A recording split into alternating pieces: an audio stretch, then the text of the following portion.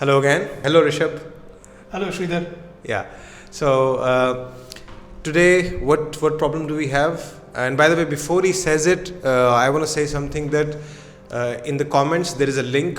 Please fill that if there is a problem that you would like to share, and we would make a video on it. And also, you can talk to us online publicly, one on one. And you can just again fill that form and say yes in the question where we ask, would you like to talk to us publicly? And then we will get back to you and we will have some conversations. So please do that. So today's problem is from 37-year-old mom okay. who says, my daughter is 8 years old and recently she's getting very irritated on small things. She's getting a lot of anger and shouting at us when asked in normal way. Kindly help. I want her to be calm, in her controlled, in her anger. All right. So the core problem is the child's irritation and the child's anger, right? Yeah. So the 8-year-old child is getting very irritated. And shouting. And shouting, yeah. Irritation, anger, shouting. So again, if we look at the core of this, there is what we call the anger part, and let's address that. And shouting is usually as a result of that. So let's briefly talk about anger. So yeah, this is true, by the way. Children starting from the age of even 2 years old, Yes. even 2 years old to, of course, then for the rest of their lives, they can get very, very angry, right? I mean, and sometimes they can throw tantrums that can just baffle you. Like, you don't know how to deal with that. That's just so frustrating and also so confusing. Parents can feel that how can a 2-year-old get angry for something? Yeah, dealing with those raw emotions is just a skill that children simply don't have. So when they feel those emotions, then it just comes out and parents have no idea what to do with that. For this particular problem, the age is 8-year-old. So we can assume that 8-year-olds talk well, they understand things, you can have conversations with them, and sometimes They at least understand what is good, what is bad. Yeah. They understand basic instructions. They understand basic rules. Okay, this is what mommy and daddy wants from me. So yeah, they have all of that. But yeah, why do they get angry? There could be actually many reasons. Sometimes, let's say if their demand is not fulfilled, or maybe if you ask them to do something, or even if they see some difference in treatment with them and the sibling, like even if it's equal, but they might perceive it as, oh no, that's unfair. So that might make them angry. Or simply, let's say you say something to them in front of others, like you embarrass them in front of others, even that can make them very angry. And so there are just these host of things like triggers. We can call them triggers. Yeah. There can be just so many triggers, and today we're not going to get into any particular trigger. So what we're going to do is we're going to talk about anger in general. What should be the general approach for that? Point number 1, make sure that no extreme unwise behavior is coming from your side, which is making the child's anger or irritation justified. You make sure that you behave in a reasonable manner.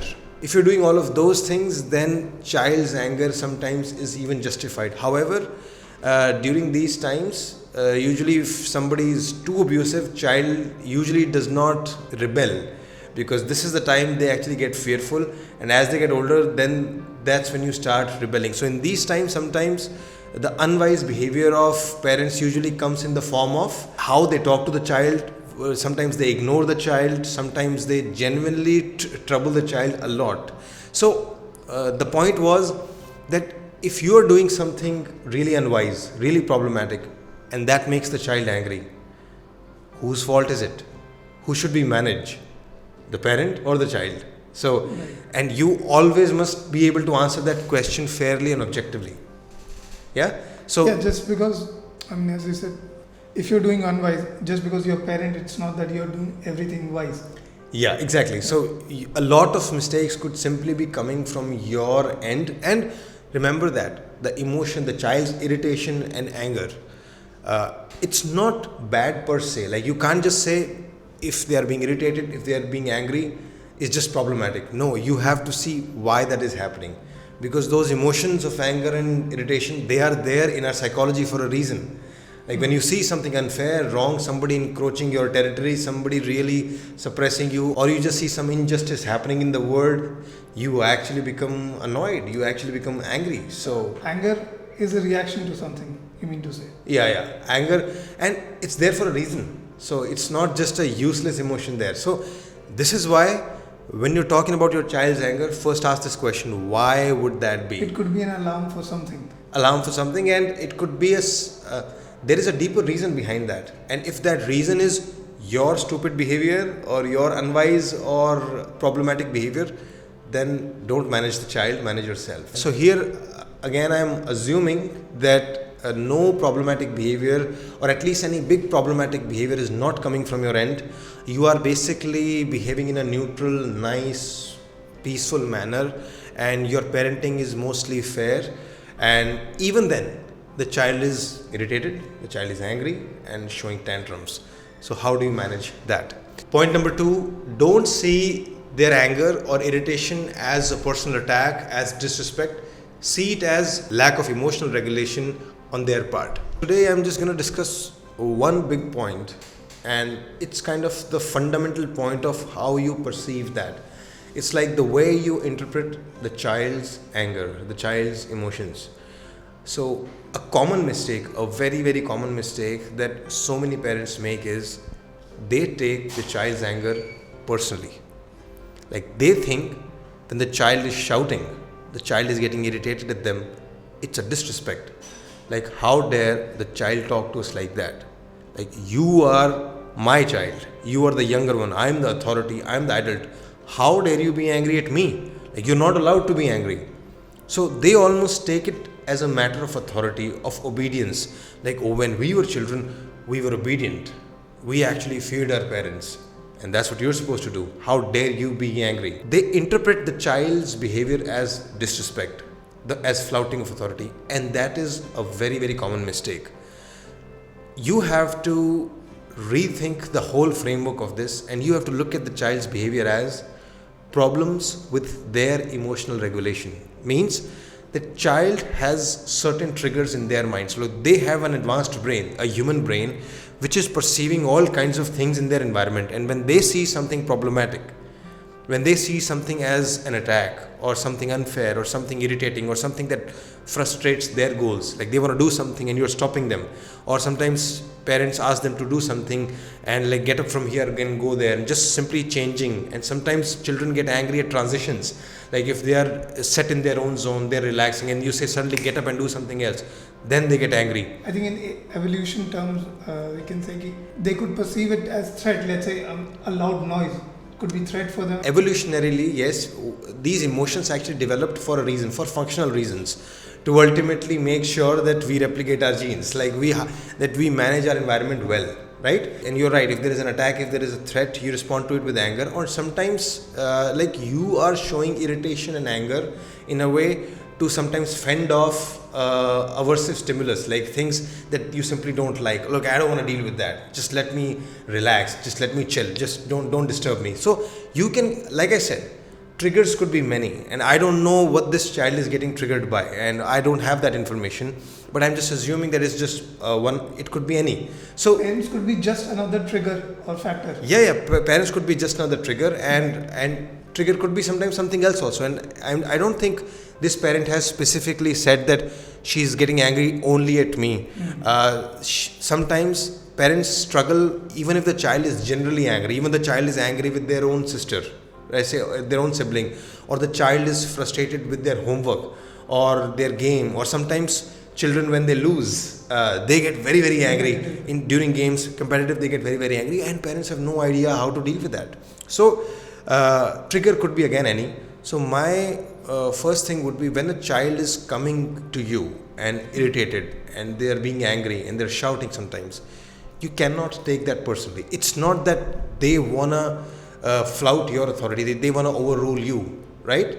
It's mostly a deeper problem in their emotional regulation. They are unable to make sense of the whole situation in a manner which can actually help them deal with it in a calm, neutral, constructive manner.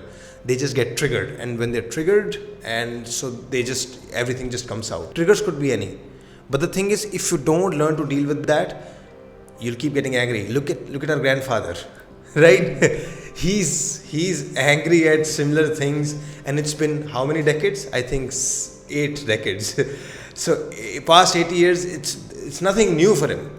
But you talk to my grandfather and he'll find something to be angry at. So it's just that if you don't learn to make sense of it in a different manner, you'll keep getting angry at similar things. I'll conclude that point. The point is that when you see your child angry, irritated, do not see it as a personal threat, a personal attack. And why is this so important? Why am I making this point? Because if you don't, then you'll get escalated, you'll get agitated with the child, and that's where the biggest problem comes, and that's where the whole situation escalates so quickly. Then just everybody is shouting at the top of their lungs, and then sometimes you start beating the child, and then the whole situation gets out of hands, and that's where the problem is. Because if you see it like that, you're going to get affected. As a parent, if you see that my authority is being questioned right now, of course you're going to react. Of course you're going to get angry. Of course then you're going to get aggressive and use your force and suppression. How dare you be angry? Shut up, go to your room. Don't be angry, don't cry, don't talk like that. And you're just going to try to suppress their emotions because you're seeing it as a personal attack. So, and that does not help anyone. It doesn't help you, it doesn't help your authority, it doesn't help the child.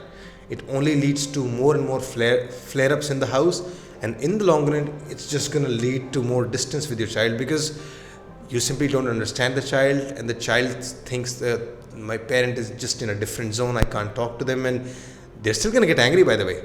It's just that you won't ever be able to have conversations around it because you try to suppress it. So it's just going to be a huge mess if you approach it as an attack, if you approach it as a disrespect to yourself. So when you say that don't take it as personal attack when the child gets angry or they shout, what if they shout so much? What if they're very much angry? Would we just allow them? Should parents allow them? Very good question actually, because sometimes when I say that, people equate it to be, do we just give them a free hand? Yeah. And what if they're abusing, right? What if they're becoming violent? And what if they just become too demanding? Can't let them learn abusive tone. Yeah, can't allow that in the house, because that's not the house, that's not the right decorum in the house. Right. It's such a fine point, and once you understand this, your life will be so much easier. Every parent, I tell you, if you understand just this one point. Point number 3, unconditional emotional freedom, not unconditional behavior freedom. The most important idea probably in today's video would be, you can give the child freedom to feel anything, but not to say anything or do anything. And that's such a huge difference. So at the heart of it, it means that your child has full freedom to feel any emotion they want, but they don't have full freedom to behave any way they want. And that's a huge difference. So their language, their decisions, and what they do in that moment with you, the tone of their voice, and even the volume of their voice, all of this comes into behavior. And we need to be able to separate that when you look at the child, that the anger is okay. I am there with you for the anger, and I know that you're not able to handle that, and I'm with you. I sympathize with you. I empathize with you. However, I don't like the word that you just used. You can't throw that away. Or you can't hit. You can't hit someone else. And you can't break things. You can't bully me to make a decision that I don't want to. Or I think bully would be too much of a word. No, that's okay. They do. Yeah, sometimes parents feel like that, like we feel bullied. Yeah, you cannot. But why I don't say that is I don't want parents to say that to the child. Okay, you are bullying me. Like, that's not a constructive way to talk to the child. The better way to do that is you cannot demand it with force like that. You have to ask me nicely. I don't like the way you're talking. No, I won't be engaging in a conversation like that. So you have to separate the emotion from behavior. And whenever you see problematic behavior, you stick to that specifically, which is key. And you say both of these things at the same time. Like, I understand that you're angry. I know that you may be feeling irritated. I understand that you're probably feeling this and that because you interpret it like that. But do not talk to me like that. Don't use those words with me. I don't like that. Please take that back. Yeah, fair. If you're gonna talk like that, I'm not gonna be having the conversation. I'm gonna walk away for a few minutes. Come back when you can talk to me nicely and respectfully. I'm talking to you respectfully, and hopefully you do. Hopefully you make sure you talk to them respectfully. So the behavior is separated from emotions, and if you're able to do that, you can manage it so productively, because then the child understands that, okay, I am still being heard. I'm still being, like, my mom is still there. She's not just dismissing everything that I'm feeling or thinking. No. Or my dad is just not suppressing it. Shut up and just go in your room. No. They're not suppressing it. They're allowing me to feel this way, but I still have to behave in a decent and civil manner. Like, I have to behave in a manner in which I would like to be behaved with in a way. So that's the lesson that you want to give to your child in the long run. That you can have so many problems in your life with other people, but you have to engage with them decently and respectfully. And so gradually you can get them to their point. And by the way, since this anger is coming from their temperament, since their anger is coming from the triggers that's inside them, it's not going to be entirely in your hands to manage those triggers or their emotions. Maybe your child is simply a little more temperamental, and maybe they'll be like that all their lives, at least more than the other person. So we see the difference in us. Yeah. Like, I would not do well, I'm the calmer one. Let's just say that. Exactly. Let's just say that. And that's exactly why I brought this up, right? Yeah. The difference. So even despite your best wisdom, that difference might still remain. So what you can do is, in that moment, when the child is irritated or angry, you have to just make sure that on one hand you give them the space to talk whatever they want decently, but keep giving them feedback or keep trying to say that behavior, that decision, that's not acceptable. So when often parents mention, I can't control the anger. So it's not about controlling the anger. It's about letting them feel what they want to feel, and then molding or controlling the reactions on it. Or controlling would be too much of a word. It's more like you are telling them boundaries. So it's like, you can get angry all you want, but you can't just cross any boundaries, because you are dealing with other humans. There are boundaries about things that you can say, do to them. So you don't have a free hand. You have a free hand inside your mind, not outside your body. And that's the lesson that you're trying to teach. The same way, it's like husband and wife. If they're angry, husband has the right to be angry, but he doesn't have the right to hit the wife. Shout, bully, no, abuse. Shouting is fine. Shouting happens. I mean, he doesn't have the right to break her things. Yeah, and again, he doesn't exactly have the right to abuse her in an ugly manner, but they still do. But that's the difference. You have the right to get triggered, because again, it's your own worldview. I'm not saying that you should keep getting triggered. Of course, with time, try to work on your triggers, try to work on your emotional regulation. But just saying, you have that right to feel whatever you want, but you have certain boundaries with other people, and that's what you're trying to teach your child. So feel, but here are some boundaries. And this is again the larger framework. By the way, any solution that we talk about, anyone would not be completely completely successful. Solution. Yeah, it won't be a complete solution. These are just little things that as you inculcate them in your parenting, or even in general human relationships, you'll see differences. So today my goal was to set up that framework, how you look at it, and how you separate emotions from behavior. And if you just master this part, if you just internalize this part, you could see a huge change in your dealings with your child.